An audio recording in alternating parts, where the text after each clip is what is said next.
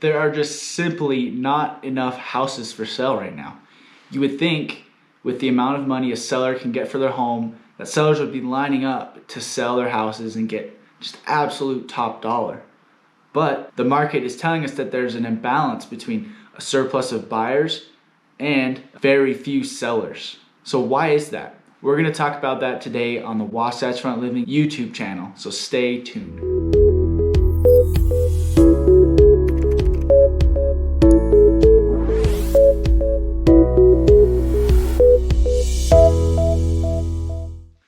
So the real estate sales cycle is kind of funny because it's very seasonal and it follows almost the temperature that's going on outside.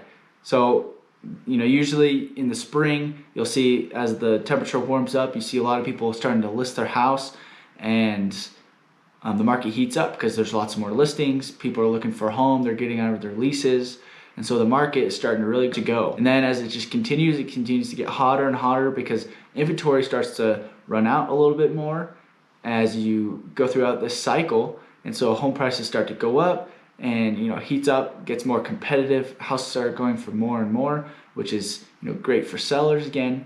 And then as it starts to get colder, things slow down, and then we hit winter, and there's usually this lull. So the real estate sales cycle is funny that way, but this year it has been completely different. The market is simply just never slowed down. It's just continued to get hotter and hotter and hotter. So what's the reason for that? But before we get into the exact reason there, let's take a look back at what's happened in 2020 to contribute to the market and how hot it is right now. So obviously the big one is COVID, right? So the market was hot, was very hot, and then there was a time of economic uncertainty because people didn't know what was going to happen. People were laid off, small businesses stopped running for a lot of them, and so everyone's like, well, am I going to continue to have an income? And for a moment, that made the real estate market slow down as well, because if people are uncertain about where their money's going to be coming from, obviously they're not going to be jumping at the opportunity to go and make a big purchase like a house. Another factor that contributed to more of the investing side, but still into the residential side, is political uncertainty. It was an election year, and people were a little uncertain about what was going to happen to the economy. So another factor of, oh, am I gonna keep making the amount of money I am? Am I gonna lose my job? There's a number of things that political decisions affect people financially. But even with job uncertainty and political uncertainty, there still was an absolute flood of buyers in the market. So why is that? The reason for that is because interest rates just absolutely bottomed out and were at historic lows for a long period of time, and they still are today.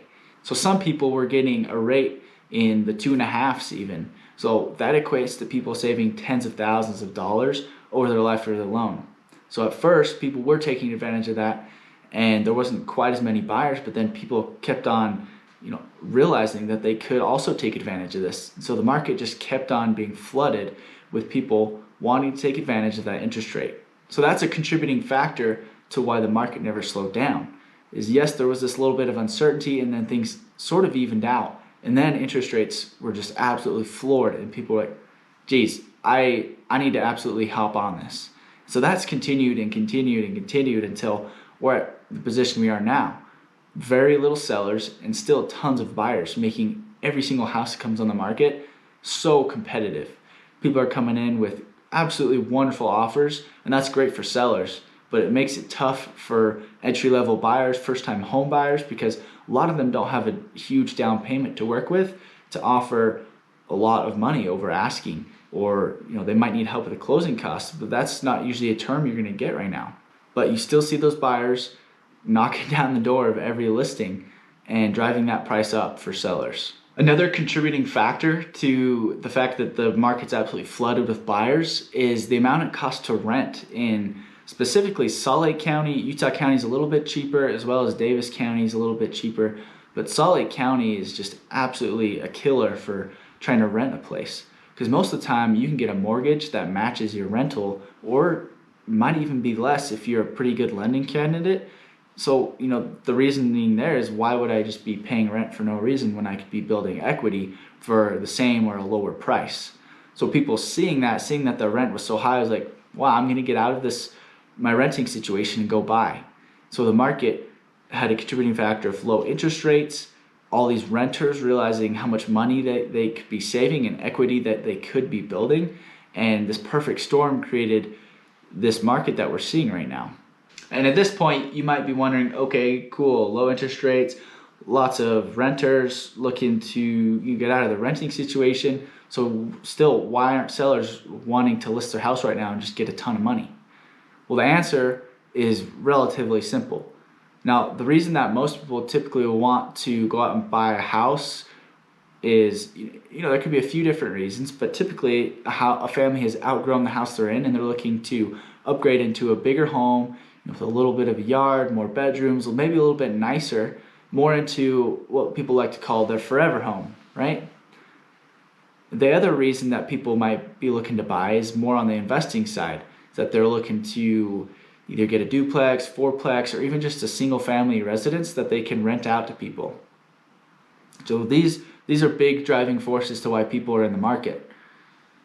But that has slowed down a little bit as far as people wanting to, get out and upgrade into a new home, because the market is so competitive. It's flooded, as we've been saying throughout this whole video. It's absolutely flooded with buyers.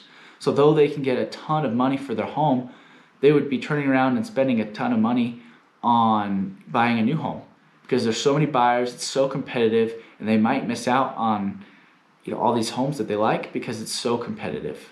So sellers, seeing that, are holding off on selling and kind of biding their time. Even though they might be missing out on historic high home prices here, they're worried they're not going to be able to get into a new home that they absolutely love. So now it's 2021 and COVID is hopefully on the way out.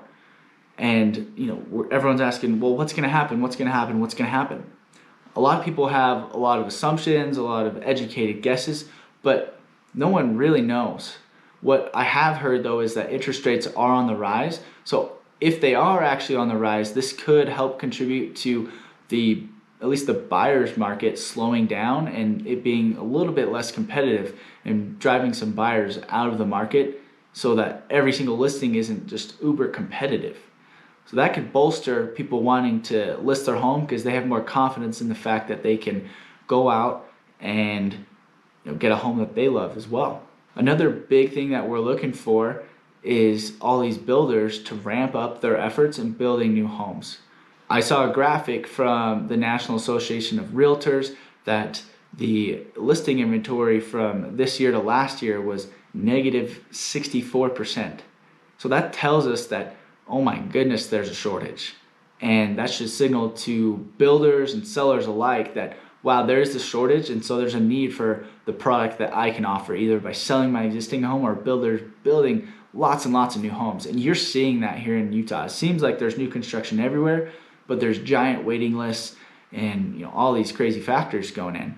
So builders should see that and be motivated to build at a more rapid rate. Though builders and businessmen alike always want to hedge their risk as much as possible because things can change on a dime, and the economy can change, and all these people that are on their waiting list could suddenly disappear with a change in policy or massive job losses, whatever the case may be. So builders, that's why they're not just lining up and just building houses at a crazy rate, because they still do need to hedge their risk. But I can tell you that the Utah market has outside builders, the national brand, coming in and building. A big one that I see is Lennar. They're the number one builder in the nation, and they're coming in, and there's tons of Lennar communities popping up all over.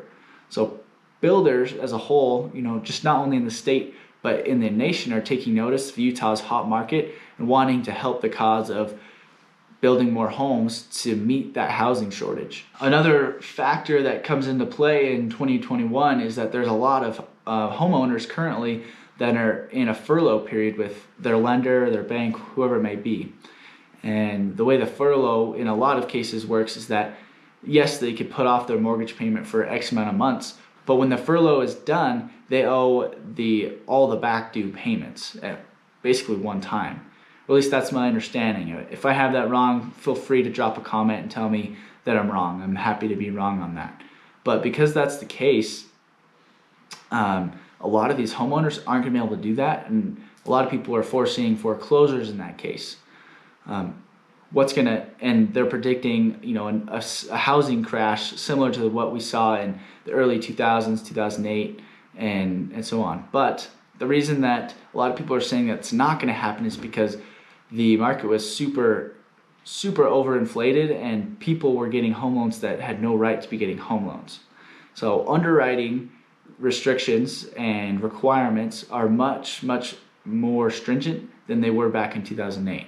So it's not so easy to get a home loan anymore. And B, the market isn't oversaturated with homes waiting to be bought. It's undersaturated, as we've been talking about this whole video.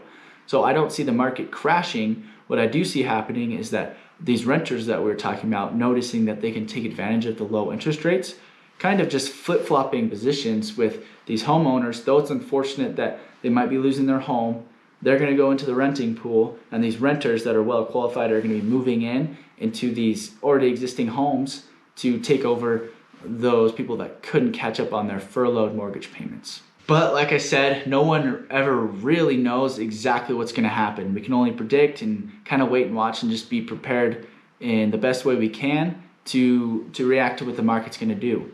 But we talked about earlier in the video, the real estate sales cycle, spring is coming, and everyone's hoping that all these listings are on their way to hopefully even out the playing field a little bit. We need all those listings so that these buyers don't all have to bid on the same house, that they can be spread over and that housing prices will level out a little bit. And though it'll still be competitive, it usually always is, especially when interest rates are this low, but it'll maybe be a little less competitive and allow those first-time home buyers to really have a chance in getting to a home, and other buyers as well. So one thing that you can do to help your chances is to hire professionals around you that do their job well. If you're looking to buy or even sell your home, I'd love to help you out. I'm a realtor here in Utah, and I understand the market and what's going on. I know how to be competitive even in these super competitive situations, and if you need help selling your house, I know how to get you top dollar for your home. So please feel free to reach out, and right now is the time to do so. It's not a week before you're ready. I would say at the bare minimum you want to be around a month or two away from when you're ready to act, so that you can be prepared when you are ready to absolutely jump on it. You're 100% ready to go. And me and the team I use can help you be 100% ready, whether that be buying a home or selling your home, to get top dollar or to help you win that home that you have your eye on. So reach out to me. You can text, call me, or email me, and I'm happy to talk options with you and get you ready to go. Thank you so much for watching today. I really appreciate your viewership. If you haven't already, go ahead and subscribe to the Wasatch Front Living YouTube channel. You'll get notifications when we put out new videos and market updates and other things like that. So it's a great tool to keep up to date on what's going on in the Utah real estate market. Thank you again for watching, and I'll talk to you guys next time on the Wasatch Front Living YouTube channel. See ya.